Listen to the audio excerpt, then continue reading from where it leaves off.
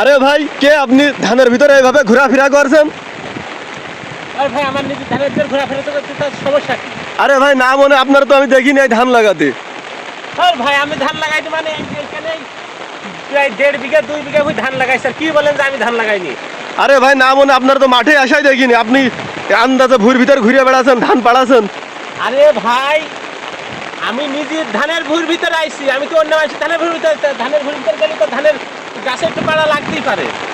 না না ভাই এইভাবে আপনার পরে ধান পাড়ানো উচিত নয় ভাই, এটা অন্যায়। আরে ভাই আমি দেখেন গতদিন সার দিয়েছি, সার দিয়ে দেখতে আইছি, সার দেওয়ার পরে আর আসিনি জমিতে যে কি অবস্থা, সেজন্য দেখতে আইছি ধানের কি অবস্থা। আর আপনি দেখেন আমার ভুঁই নাই, আর এই জমিতে তিল। আরে না মনে ভাই আপনার তো মই দিদি দেখিনি এই ভুঁইতে। আরে ভাই আমি তিল বুনিলাম, আমার সে তিল বুনার ভিডিও টিডিও দেখেননি? এই জমি শিশতেই সেই তিল বুনিলাম, এই যে তিল তুলে আমি এখানে খাটোবাবু ধান লাগাইছি, এই ধান তুলে আমি আবার ভুট্টা লাগাবো। আর কি বলছেন আমার ভুঁই নাই? ও আচ্ছা ভাই, মাঝে দুলহক আইডি থেকে তো আমি দেখছিলাম আপনার এই জমিতে তিল ছিল। আমি হচ্ছে সেই লোক ভাই। ও তাহলে আপনি সেই মাঝে দুলহক? হ্যাঁ হ্যাঁ, এই যে আমার সেই তিলের ভুঁইতে ধান লাগাইছি, 24 কাঠায় ধান লাগাইছি, আমি কি আর কি আসছে নাকি? আর পরের ভুঁইতে যে আমি যাবো কেন? পরের ভুঁইতে যদি আমি এরকম করে ঘুরে বেড়াই তো পরে কি আমার ছেড়ে দেবে নাকি? বোঝেন না একটা জিনিস সাথে?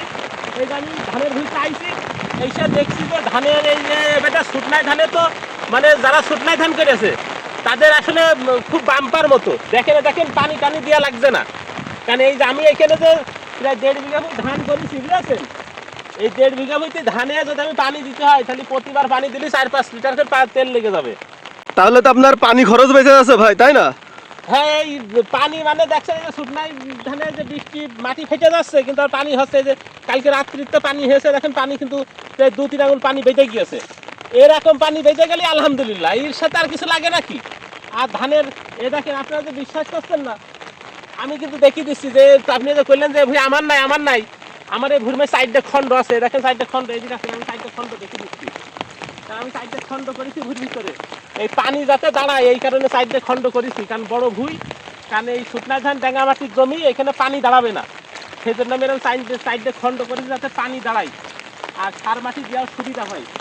এ দেখেন, আপনি তো বিশ্বাস করছেন না, এ দেখেন যে খণ্ডে দাঁড়িয়ে আছে এইটা একটা খণ্ড, এই দেখেন এই পাশে একটা খণ্ড, এই দেখেন এইটা একটা খণ্ড,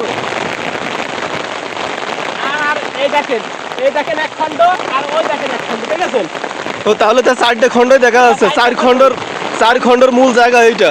আমি কি মিথ্যা কথা বলছি নাকি? দেখি আর দেখেন, এই দেখেন আমার ধান লাগাইছে খাটোবাবু ধান দেখে কি সুন্দর গোছা করেছে, সুন্দর গোছ হয়েছে, মানে পোয়া ছেড়েছে। খাটোবাবু ধানের ফলনটা কেমন ভাই?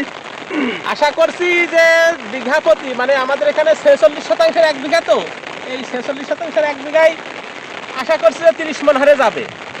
আর কম হোক বেশি হতে পারে, সেটা উপর আল্লাহর ইচ্ছা, কারণ রিজিকের মালিক আল্লাহ, আমার তো হাতের ই নাই, কারণ চেষ্টা নিজের একটু পরিচর্যা করতে হবে। তাই আল্লাহর রহমতে ধান খুব ভালো হয়েছে ভাই।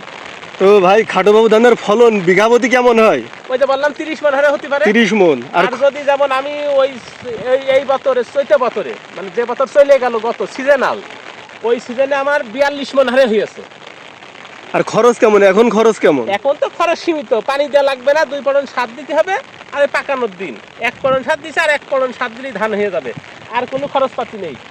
আর এই যে আর একটা জিনিস দেখেন, এই যে মাঝে সাথে একটু ঘাস টাস বেরোচ্ছে মনে হচ্ছে, এই যে একটু ঘাস টাস বেরিয়েছে, এই যে তাই এইসব ঘাস হচ্ছে মূলত বেরোই, সমস্যা নেই, একটু ওষুধপালা দিয়ে দিবা না, আর দরকার হয় একটু খুলবুল করে একটু নিড়িয়েও যদি দেওয়া যায়, কিন্তু নিড়িয়ে দিতে খরচ লাগবেন বেশি, ওষুধ একটু স্প্রে করে দিলে এসব ঘাস সব নষ্ট হয়ে যাবে না, ওই 2য় পড়ন সারের আগে একটু স্প্রে করে দিবা না, ওষুধ হয়ে যাবে না। তো ভাই এই ধান কতদিন পরে ফুলতে পারে?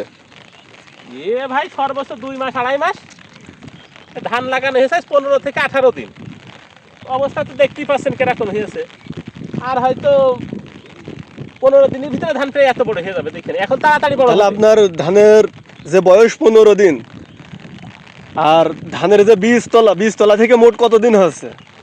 ওই বীজতলায় ধানের চারা ছিল হচ্ছে 15 থেকে 18 দিন, খুব বাড়িল ভাই পাতো এই চারা।